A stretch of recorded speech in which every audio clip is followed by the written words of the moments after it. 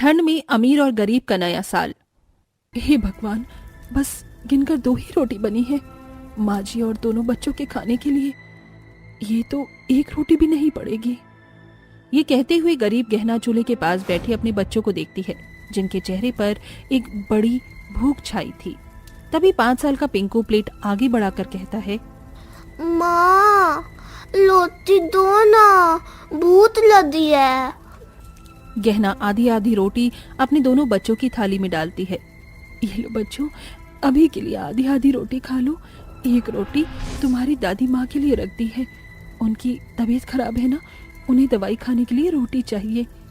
ठीक है माँ, तुम रो मत, हम ये आधी रोटी खाकर भी रह जाएंगे। ये कहानी है गरीब गहना की, जो आज भी उस सतयुग की सीता जितना दुख उठा रही है।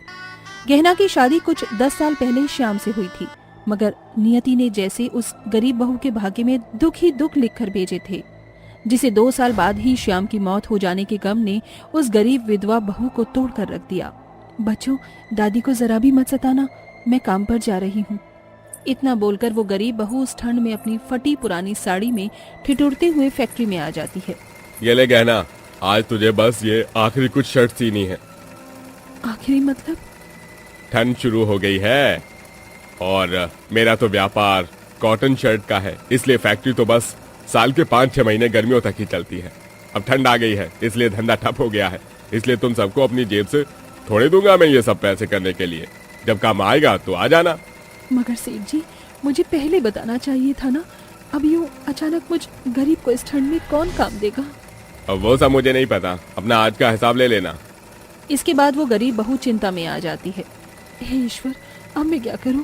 जब तक काम था ये गर्मियां तो जैसे तैसे कट गई, मगर अब मैं ठंड में अपने बच्चों और माँ जी के खाने पीने का जुगाड़ कैसे करूंगी, वो भी बिना काम के।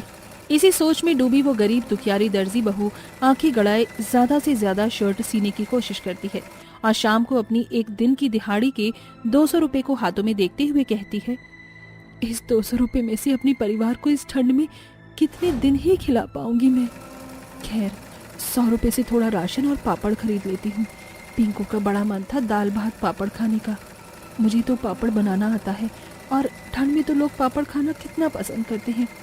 क्यों ना मैं पापड़ बनाकर बेचूं।